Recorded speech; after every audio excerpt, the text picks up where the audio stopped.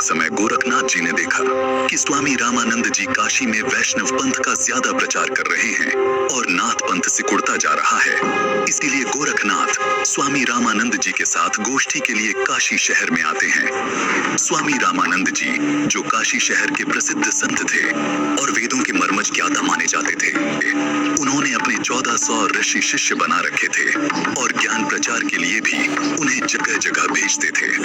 उस समय कबीर परमेश्वर जी ने स्वामी रामानंद जी को अपना गुरु धारण कर रखा था। वैसे तो कबीर परमात्मा जी को किसी को भी गुरु बनाने की आवश्यकता नहीं थी, परंतु कबीर परमात्मा इस बात से परिचित थे कि आगे आने वाले समय में लोग ये सवाल उठाएंगे कि कबीर ने भी तो गुरु नहीं बनाया था, इसलिए गुरु बनाने की कोई आवश्यकता नहीं है। इस बात को ध्यान में रखते हुए कबीर प्रभु ने स्वामी रामानंद जी को अपना गुरु बनाने की लीला की। एक दिन स्वामी रामानंद जी के आश्रम में गोरखनाथ जी का एक सेवक उनसे मिलने के लिए गया। उस समय स्वामी रामानंद जी आश्रम में अपने शिष्यों को ज्ञान उपदेश दे रहे थे। अलख निरंजन स्वामी जी।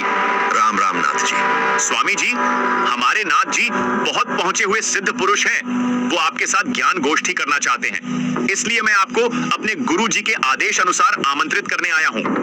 उन्होंने कहा है कि ज्ञान चर्चा में जो भी विजयी होगा वह अपने शिष्यों समेत जीतने वाले का शिष्य बनेगा।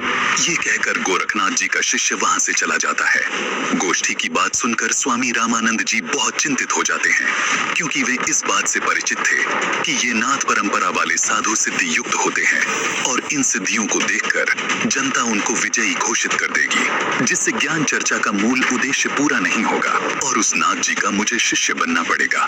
स्वामी रामानंद जी ये सोच ही रहे थे कि तभी 12 वर्षीय कबीर साहिब जी आश्रम में प्रवेश करते हैं। प्रणाम गुरुदेव। क्या हुआ गुरुदेव? आप बहुत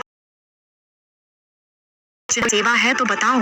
हे कबीर जी, कोई नाथ जी आए थे और उन्होंने स्वामी जी की गोष्ठी करने को कहा है कि जो गोष्ठी के लिए नहीं आएगा तो वो हारा माना जाएगा, और दूसरी शर्त ये रखी है कि जो हार जाएगा वह जीतने वाले का सह अनुयायी शिष्य बनेगा।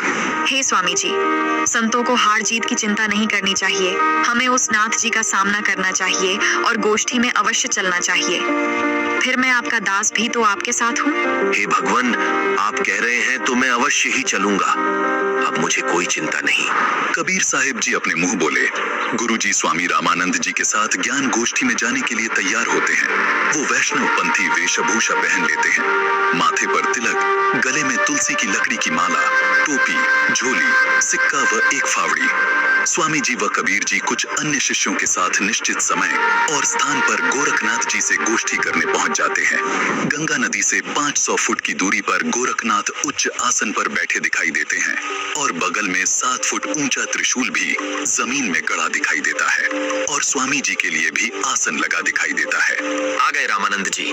मुझे लगा था आप नहीं आएंगे, लेकिन अब आ ही गए हैं तो गोष्ठी शुरू करते हैं। स्वामी जी आसन पर बैठ जाते हैं और एक सुयोग्य शिष्य की तरह कबीर साहिब जी अपने गुरु के आसन के पास जमीन पर बैठ जाते हैं। हे नाथ जी, आप पहले मेरे साथ गोष्ठी कीजिए। अगर मुझे ज्ञान चर्चा में हरा दिया तो ही मेरे गुरु जी से बात करना। अरे तू है कौन? तू छोटा सा बालक, तेरी आयु क्या है और तू गोष्ठी करेगा मेरे साथ? पता है मैं कौन हूँ? नाथ जी, मैं तो कबीर हूँ और मुझे मालूम है कि आप कौन हो। आप गोरखनाथ जी हो। कबीर साहिब जी की बात सुनकर गोरखनाथ सोचते हैं कि इस छोटे से बालक ने मुझे पहचान लिया। तू छोटा सा बालक, तू कब से बैरागी बन गया? नाथ जी, जब से भय वैरागी, मेरी आदि अंत सुधि लागी। धूधूकार आदि का मेला, नहीं गुरु नहीं था चेला। जब का तो हम योग उपासा, तब का फिरूं अकेला। धरती नहीं जद की टोपी दीना, ब्रह्मा नहीं जद का टीका। शिव शंकर से योगी न थे, जद का झोली शिका। द्वापर को हम करी फावड़ी, त्रेता को हम दंडा। सतयुग मेरी फिरी दुहाई, कलयुग फिरो नो खंडा। गुरु के वचन साधु की संगत, अजर अमर घर पाया। कहे कबीर सुनो हो गोरख, मैं सबको तत्व लखाया। हे गोरखनाथ जी, जब कोई सृष्टि नहीं थी तब मैं अनामी लोक में था। जब मैं अकेला रहता था तब पृथ्वी भी नहीं थी। तब से मेरी टोपी जानो। जब ब्रह्मा, आप और आपके गुरु मचंद्रनाथ आदि सब प्राणियों के शरीर बनाने वाला पैदा भी नहीं हुआ था, तब से मैंने टीका लगा रखा है। अर्थात मैं तब से सत्पुरुष रूप में ही हूँ। सतयुग, त्रेता युग, द्वापर तथा कलयुग, ये चारों युग तो मेरे सामने असंख्य बार खत्म हो चुके। हमने सतगुरु वचन में रहकर अजर अमर घर सतलोक को पाया। हे नाथ जी, पूर्ण गुरु से उपदेश लेकर आजीवन गुरु वचन में चलते हुए पूर्ण परमात्मा का ध्यान सुमिरन करके इस अजर अमर सतलोक में जाकर जन्म मरण रूपी अति दुखमय संकट से बच सकते हो। अरे कभी सा बालक और ज्ञान देता है गोरखनाथ को। तेरी आयु क्या है? सबसे बड़ा मूर्ख वो है जो मेरी आयु पूछता है, और आप मुझे बालक बता रहे हैं। जो बूझे सोई बावरा, क्या है उम्र हमारी? असंख्य युग प्रलय गई, तब का ब्रह्मचारी, कोटि निरंजन हो गए परलोक सिधारी। हम तो सदा महबूब हैं, स्वयं ब्रह्मचारी। अरबों तो ब्रह्मा गए, 49 कोटि कन्हैया। 7 कोटि शंभू गए, मोरी एक नहीं पलैया। कोटि नारद हो गए, मोहम्मद से जारी। देवतन की गिनती नहीं है, क्या सृष्टि विचारी। नहीं बूढ़ा नहीं बालक, ना ही कोई भाट भिखारी। कहें कबीर सुन हो गोरख, यह है उम्र हमारी। असंख्य युग प्रलय में चले गए, तब का मैं अमर हूँ। करोड़ ब्रह्म भगवान मृत्यु को प्राप्त होकर पुनर्जन्म प्राप्त कर चुके हैं। अन्य भगवान जिसका तुम आश्रय लेकर भक्ति कर रहे हो, वे नाशवान हैं। फिर नाथ जी आप अमर कैसे हो सकते हैं? अरबों तो ब्रह्मा मर चुके हैं और 49 करोड़ बार कृष्ण जी की मृत्यु हो चुकी है तथा 7 करोड़ बार शिव जी मर चुके हैं, लेकिन मेरी एक पल भी आयु कम नहीं हुई है। मैं अमर पुरुष हूँ। केवल सत्य पुरुष ही अजर अमर परमात्मा है तथा उसी का सतलोक अमर है, जिसे अमर लोक भी कहते हैं। वहाँ की भक्ति करके भक्त आत्मा पूर्ण मुक्ति होती है, जिसका कभी मरण नहीं होता।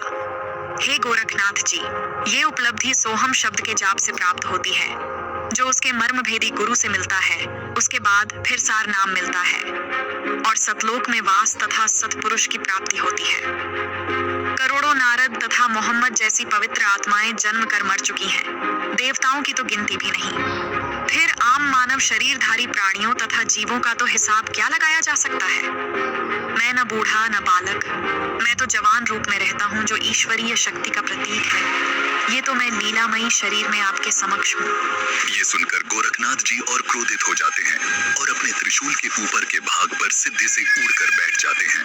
कबीर, यदि तू इतना महान है तो मेरे बराबर में आकर बातें कर। हे नाथ जी, हम ज्ञान गोष्ठी के लिए आए हैं, न कि ये नाटक करने के लिए। आप नीचे आकर ज्ञान चर्चा करो ताकि जनता को सच्चाई का पता लग सके। तेरे पास कोई सिद्ध शक्ति नहीं है। तू और तेरा गुरु दुनिया को गुमराह कर रहे हो। आज तुम्हारी पोल खुलेगी। अगर शक्ति है तो आओ बराबर में, यहीं चर्चा करेंगे, नहीं तो हार स्वीकार कर लो। ठीक है गोरखनाथ जी।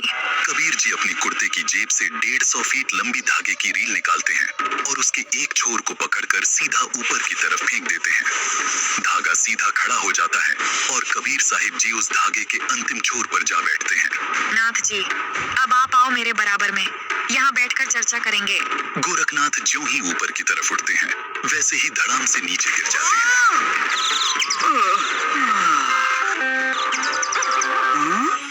हे कबीर जी, कृपया नीचे आ जाइए और अपने दास पर दया करके अपना परिचय दीजिए।